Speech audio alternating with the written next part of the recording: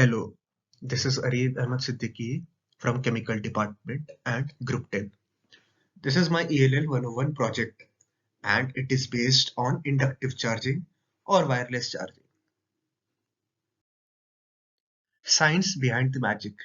Yes, magic. You just keep your device such as a cell phone on a wireless charger and boom, it starts getting charged without the use of a single wire. Well, what exactly is the science behind the same? Inductive charging or wireless charging is a type of wireless power transfer. It uses electromagnetic induction to provide electricity to portable devices.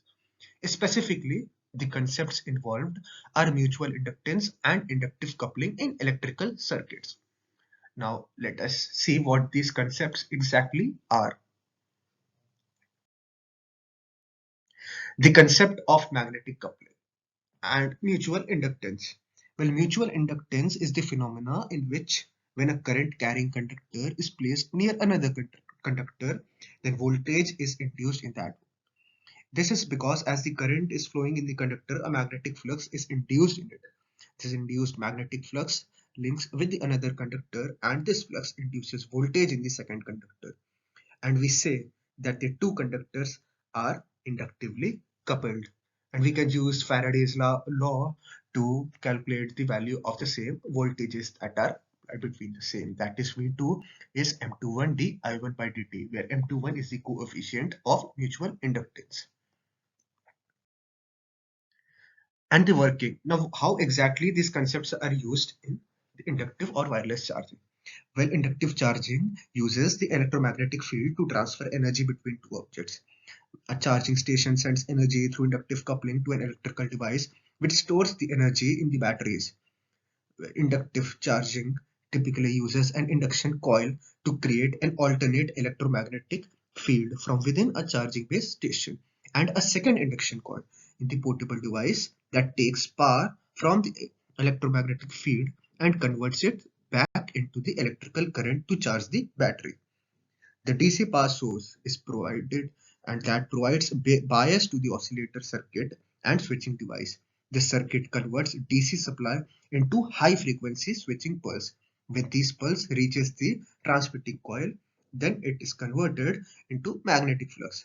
And the receiver coil is placed near that transmitting coil so as that the produced magnetic flux from the transmitter coil that induces the receiving coil and an alternate energy is produced in it, and we use rectification circuit that makes direct current output from the receiving coil energy, and the voltage or current regulation circuit that limits energy and applies to the target device.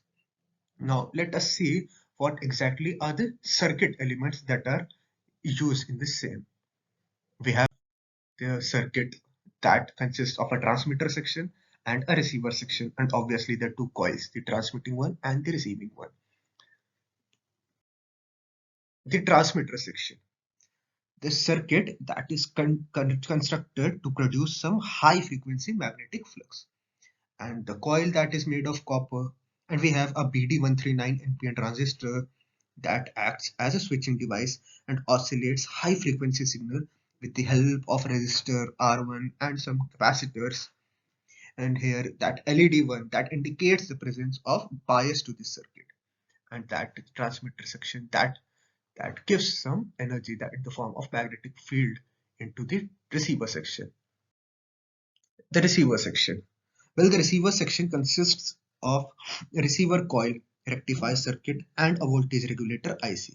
The AC current that flows through the transmitting coil creates magnetic field, and when we place the receiver coil in some distance from the transmitting coil, the magnetic field in the transmitter coil extends to this receiver coil and it induces an AC voltage and generates a current flow in the receiver coil of the wireless charger.